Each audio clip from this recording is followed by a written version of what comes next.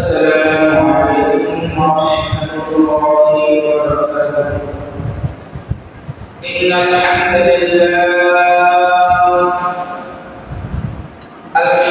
لله الذي جعل الشمس والقمر حسبانا والنجم والشجر يسجدان وفضل زمان على زمان كما فضل مكانا على مكان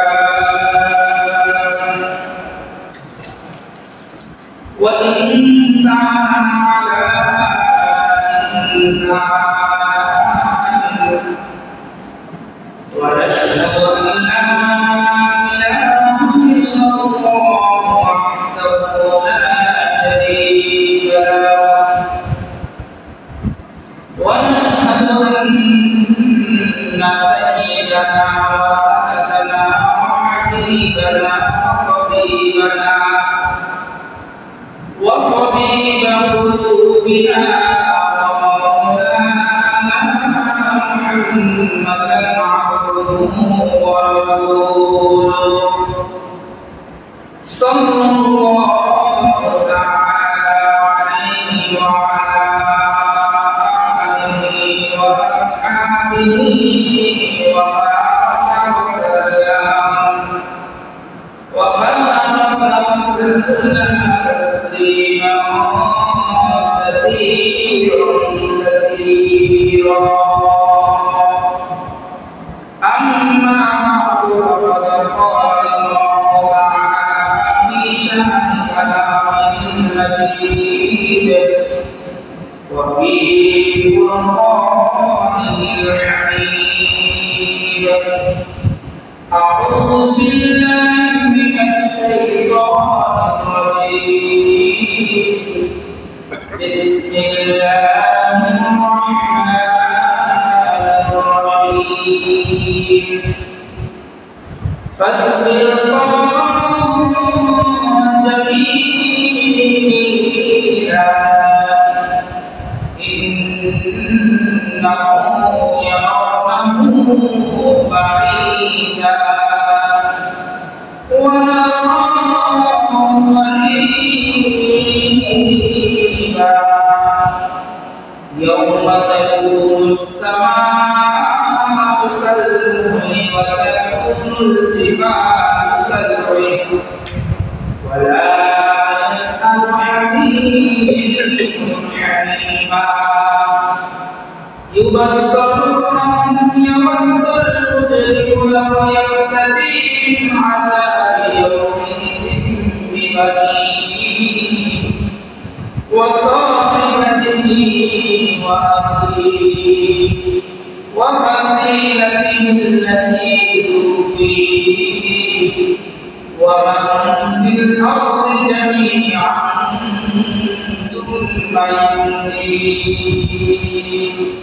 صدق الله مولانا العظيم وصدق على رسوله النبي الكريم ونحن على ذلك لمن الشاهدين والشاكرين والحمد لله رب العالمين. شكرا لله. اللهم صل على محمد وعلى آل محمد كما صليت على إبراهيم وعلى آل إبراهيم إنك حميد مجيد. اللهم بارك على محمد وعلى آل محمد كما باركت على إبراهيم وعلى آل إبراهيم إنك حميد مجيد. الله يا مولانا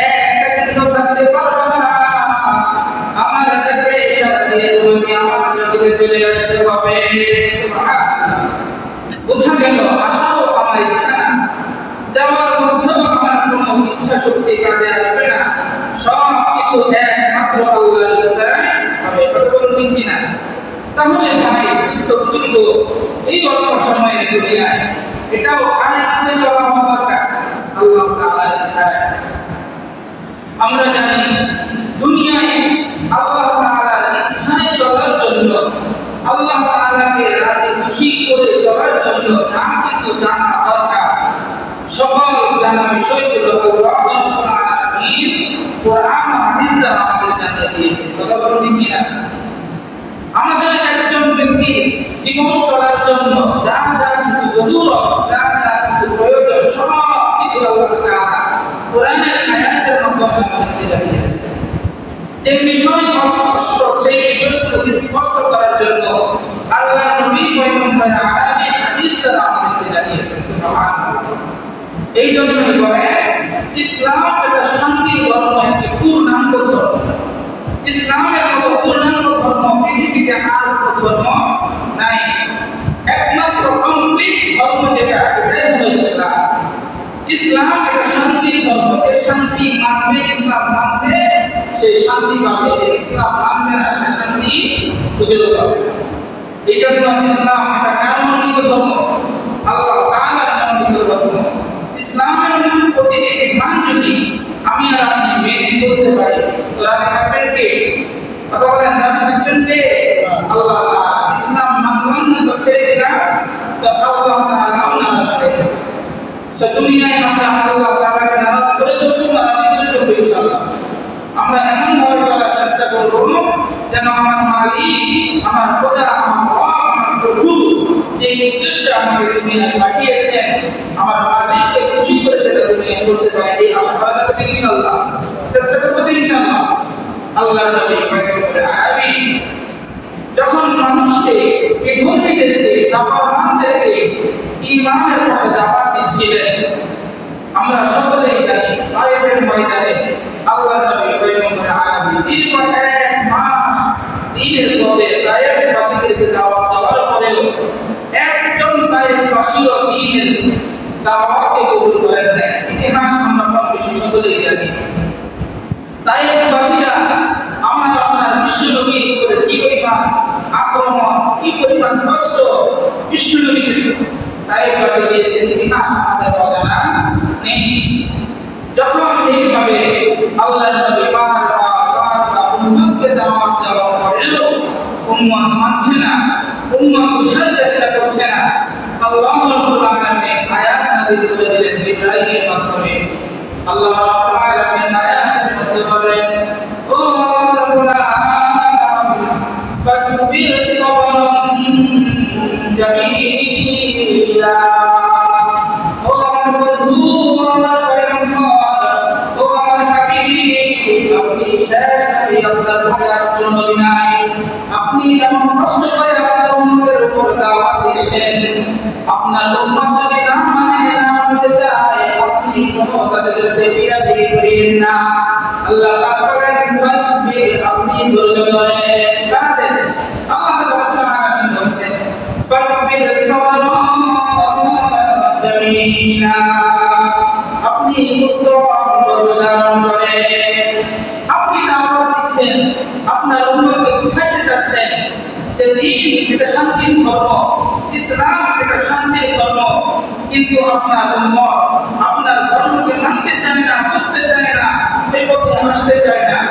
এই নিয়ে আপনি মাথা ব্যথা করিয়েন না, বরং আপনি কি করেন? ফাসবির সাবরান জামিলা, আপনি ধৈর্য ধরে, উত্তম ধৈর্য ধরে। শুধু তাই নয়, ইন্নাহু ইয়ারাহু বাঈদা। আল্লাহ বলেন নাফরমানেরা মনে করছে আল্লাহ তাআলার আযাব মনে হয় অনেক দূরে। এরকম ধারণা আমাদের অনেক আছে না নাই? মৃত্যু কেমন যেন মনে হয় আমার থেকে অনেক দূরে, কবর কেমন যেন মনে হয় আমার থেকে অনেক দূরে, হাসর কেমন যেন মনে হয় আমার থেকে অনেক দূরে, মিজান কেমন যেন মনে হয় আমার থেকে অনেক দূরে। কিন্তু না না, আল্লাহ রাব্বুল আলামিন বলেন ইন্নাহু ইয়ারাহু বাঈদা, তোমাদের ধারণা আমার আযাব অনেক দূরে, বাঈদা মানে অনেক দূরে। আল্লাহ বলেন না না, ও রাব্বুল ইন্নাহু ইয়ারাহু বাঈদা, আমার আযাব দূরে নয়, ওয়ানাহু করিবা, করিব মানে কাছে, আযাব বেশি দূরে নয়, ওয়ানাহু করিবা, জাহান্নামের আযাব, জাহান্নামের আগুন তোমাদের অতি কাছে। এটা বুঝবে কিভাবে? দোস্ত বুজুর্গ, যখন চক্ষু দুইটা বন্ধ হয়ে যাবে, দুনিয়ার আর কিছু তোমার জন্য চলমান থাকবে না। 60 বছর জিন্দেগি অতিবাহিত হয়ে গিয়েছে, তখন মনে হবে ওটা 60 বছর অল্প সময়, ওটা 70 বছর অল্প সময়, ওটা 80 বছর অল্প সময়। এই অল্প সময় কিছু ছিল না। কবরের জগৎ অনেক লম্বা সময়, হাসরের জগৎ আরো অনেক লম্বা সময়। দুনিয়ার এই সামান্য সময়, অল্প সময়, এটা কিছুই না। ওরা লম করিলা, আল্লাহ পাক বলেন চক্ষু দুইটা যখন বন্ধ হয়ে যাবে, তোমার হায়াত যখন শেষ হয়ে যাবে, তখন তুমি বুঝবে দুনিয়ার হায়াত কত অল্প সময়।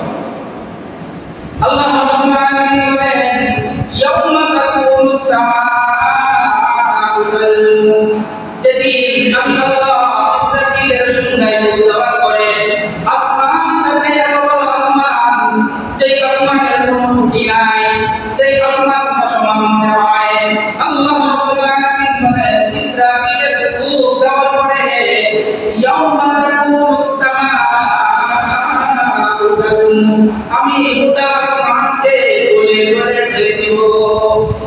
আল্লাহ রাব্বুল আলামিন গোটা আসমানটাকে ইসরাফিল আলাইহিস সালামের শিক্ষায় ফুঁক দেওয়ার সাথে সাথে গলিত শিশার মতো, গলিত তামার মতো গলে গলে গলে গলে এটাকে গলিত করে একেবারে নিঃস্ব করে দিবে। ইয়াউমা তাকুনুস সামাউ কাল-মুহল ওয়া তাকুনুল জিবালু কাল-ঈন।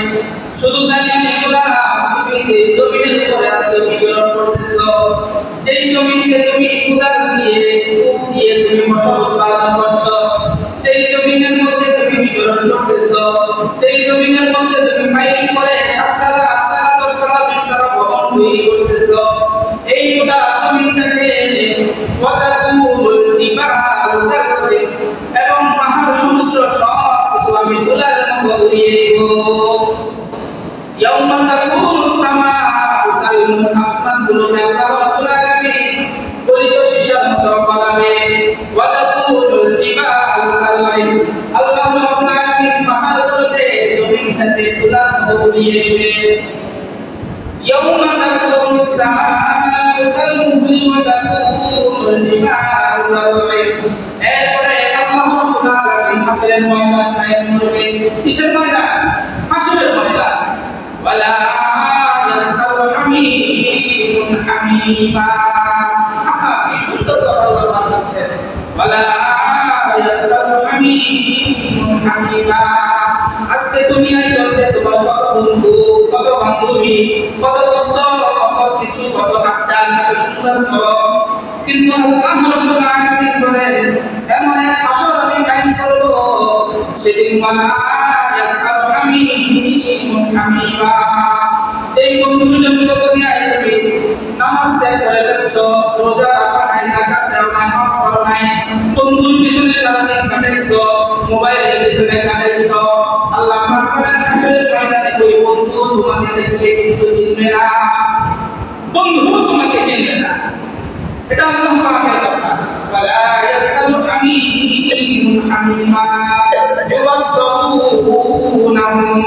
ইউবাসসালুনাহুম, আল্লাহ পাক বলেন সবাই সবাইকে দেখবে, সন্তান বাবাকে দেখবে, বাবা সন্তানকে দেখবে, স্ত্রী স্বামীকে দেখবে, স্বামী স্ত্রীকে দেখবে, কিন্তু কেউ কাউকে পরিচয় দেবে না, কেউ কারোর সাথে কথাও বলবে না, প্রশ্নও করবে না। ওয়ালা ইয়াসআল, কেউ কাউকে প্রশ্ন করবে না, চিনবেও না, কিন্তু ইউবাসসালুনাহুম একে অপরকে দেখবে। এরপর আল্লাহ কি বলে দেখেন, ইয়াওয়াতুল মুজরিমু লাউ ইয়ামতাদি মিন আযাবি ইয়াউমিদিন বিবাদি।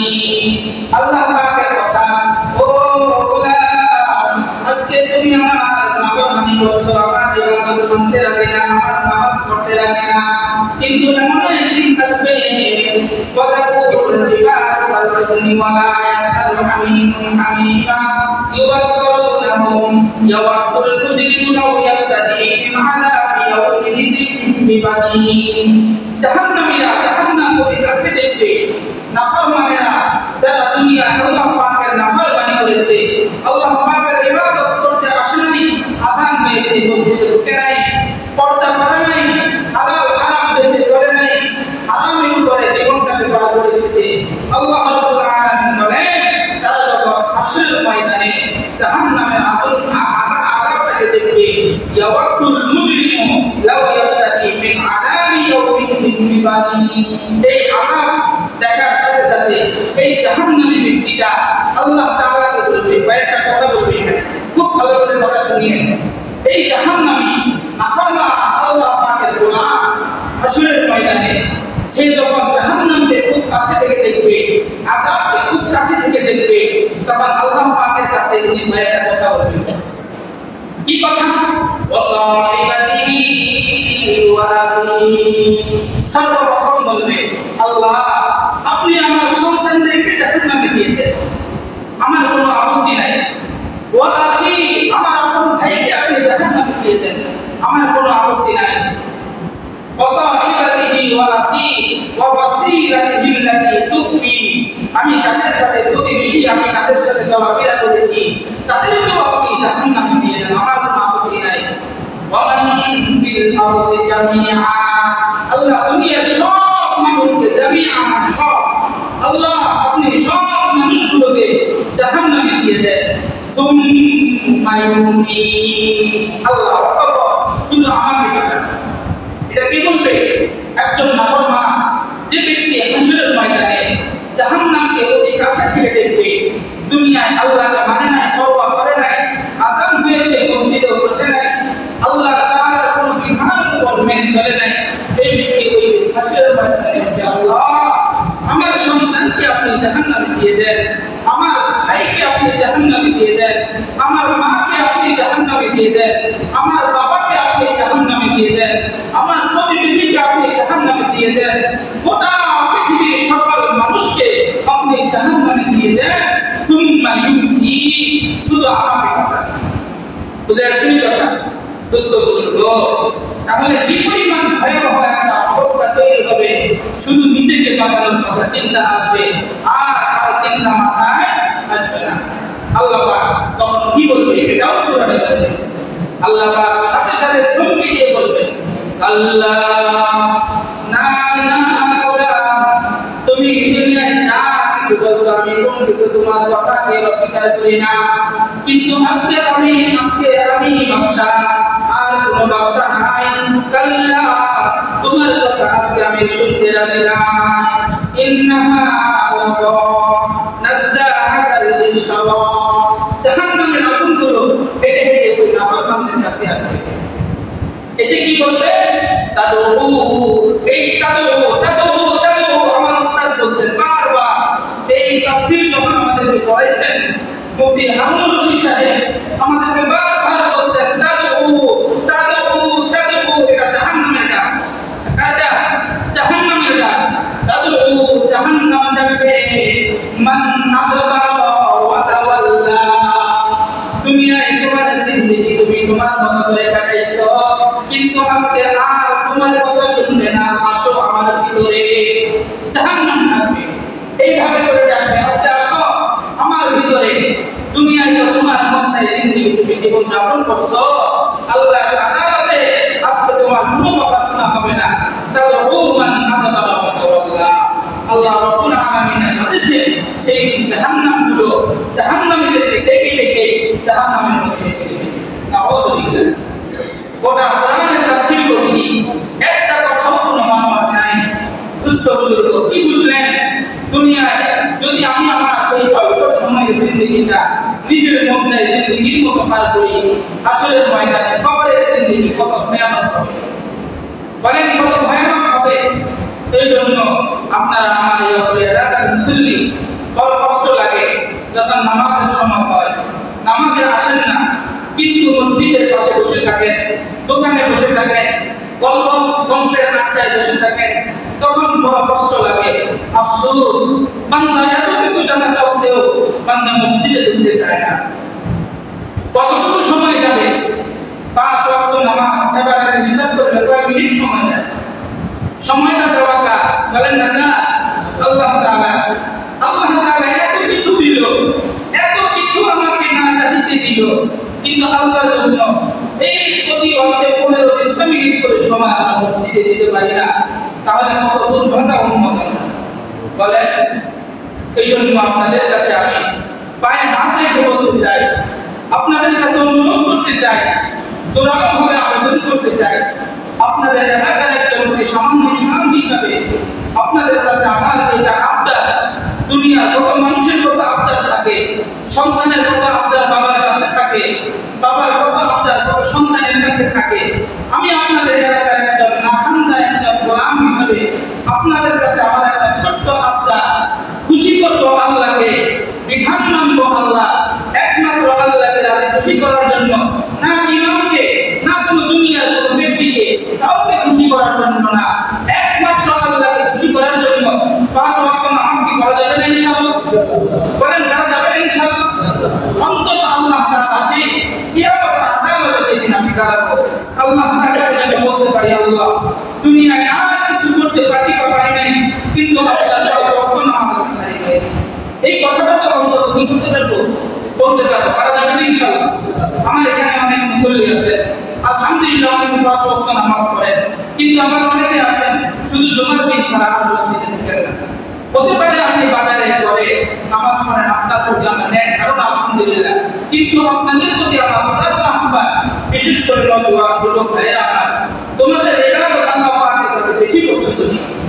নামাজের রক্ত হয়ে যায়, তোমরা ওই মাজার মধ্যে বসে বসে মোবাইল থেকে গল্প করো, সময় পার করা, কিন্তু মসজিদে আসে না। 10 মিনিট সময় শুধু ফরজ আর সুন্নতটা পড়ে বের হয়ে যাও। এই মাজার মধ্যে বসে বসে ঘন্টার পর ঘন্টা তোমরা গল্পে মগ্ন থাকো, কিন্তু মসজিদে যখন বিশ্বাস করবা, বন্ধু আমার সমবয়সী যুবক ভাইয়েরা, কলিজাটা ফেটে যায়, বলতেও পারি না। বর্তমান এমন সমাজ, বললেও অপরাধ, ঠিক কিনা? বললেও কি অপরাধ, এই জন্য বলতেও পারি না। অন্তত তোমাদের কাছে আমার জোরালো ভাবে উদারতা আহ্বান, অন্তত 5 ওয়াক্ত নামাজ ছাড়ো না। এই অঙ্গীকার করে যাবে ইনশাআল্লাহ? বলেন না ইনশাআল্লাহ? নামাজ পড়লে মানুষ মন্দ বলে না ভালো বলে? বলেন না কি বলে?